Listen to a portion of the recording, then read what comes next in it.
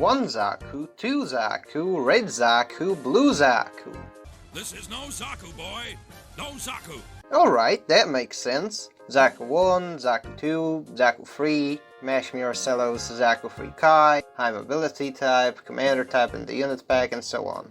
That's on brand for Zeon. But what in the tarnation are these? Alongside the mainly UC roster, G Gundam and Wing notwithstanding, the SNES game, SD Gundam G Next, does feature a bunch of game original variants in its base lineup. In more specific terms, there are 10 special Zakus, available to Zeon players at tech level 10 and costing 1000 gold apiece. Roughly a year ago, I went through the hassle of importing Japanese handbooks for the games so that I could figure what's up with those, on top of getting access to proper unit charts. Most of these Zaku variants have a beam rifle, a beam saber, and a Vulcan gun, taking 2 turns to produce and resupplying in 1. Their movement points, both per turn and the max amount, are generally average to slightly below average for units in their general price and tech level range, with their performance being somewhat close to a Gundam, or a gun cannon in as far as the general stat averages go. The Japanese Wikipedia article lists the game original Zaku lineup as Gundam's 15th anniversary original Zakus, with both the in-game flavor text and the guidebook referring to the bunch as the 15th anniversary mobile suits. SD Gundam G Next came out in '95, 15 years after the original Gundam show finished airing. With all these sources on hand, I'm gonna go over each one and summarize what we know about them. The Thief Zaku sports a moss green and olive color scheme. Being designed by Toshiyuki Hasegawa, this Zaku variant is focused on speed, making it an ideal unit for occupying cities and bases in the early game. Alongside the standard beam rifle, saber and the Vulcan gun, it also carries around 6 grenades to toss at the enemies. Despite the name, it's not related to the red Thief Zaku from SD Gundam Gaiden. On the opposite side of the spectrum is the jet black colored Greater Zaku, designed by Washihiro. This black and red machine is about as close as you can get to a Ned Kelly of Zakus in this game, with the machine itself sporting a hefty beam cannon, a double beam rifle, reinforced armor, and dealing decent amounts of damage, but also being on the slower side, traversing the maps 4 tiles at a time. A more balanced sibling of the Greater Zaku is the Gurai Zaku, designed by Ita Nomura, and sporting the colors of Spider-Man 2099. It retains the beam cannon, but its rifle is replaced by a Zaku machine gun, and the unit itself comes with less health. On the upside, it's a bit quicker on its feet, with a move speed of 5 tiles a turn. The Super Zaku, meanwhile, comes in lavender purple, being designed by Hisao Ikeuchi. This Zaku variant is more geared towards anti-MS combat, packing guided rocket shots alongside standard beam rifle, Vulcans and whatnot. The guidebook says it's not particularly suited for taking on ships and bases though. Sporting Zeta Gundam's colors, even down to the green mono eye, the Wing Zaku Zeta is a rather nimble unit, designed by Tomohiro Tadami. Big props to the guy for beating me to the mono eye Wing Zaku.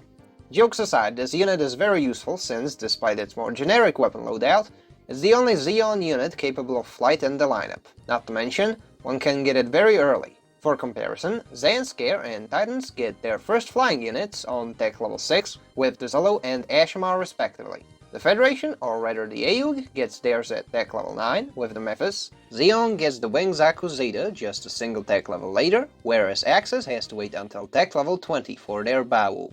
The Federation of Colony States remains snubbed out of flyers until tech level 34, at which point they get the Wing Gundam. As for the Stellaview Army in the expansion pack, you get the Tolgis at the start, on top of getting the more affordable Ares at level 4. It's also capable of atmospheric re-entry without a need for an HLV or a ship, which is another major plus.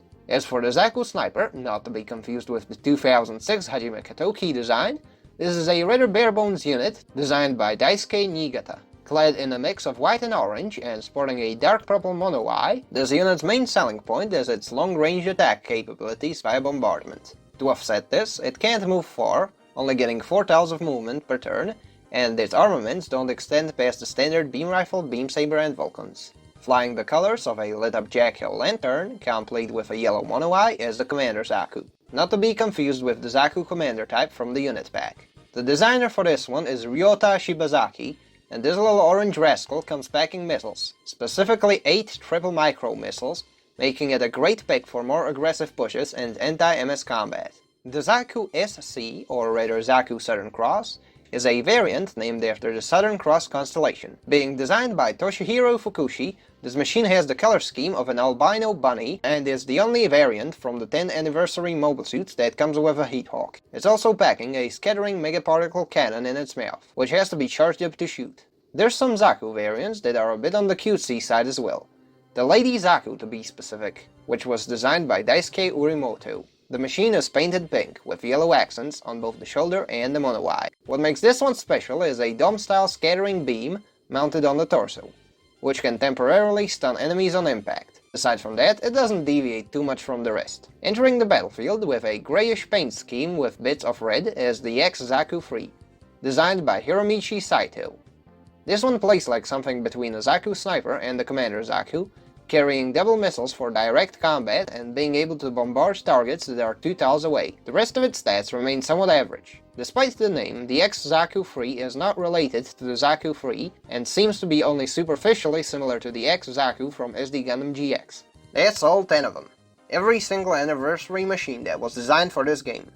I definitely appreciate that despite their somewhat uniform shape, with all 10 being color variants of the Zaku 2, the personnel who designed these took their time trying to make each of them feel somewhat unique and distinct, both in terms of looks and in the way they're used. Well, until next time, thanks for watching. If you feel like doing so, like, comment and or subscribe. This has been the Shirt Lad, signing out.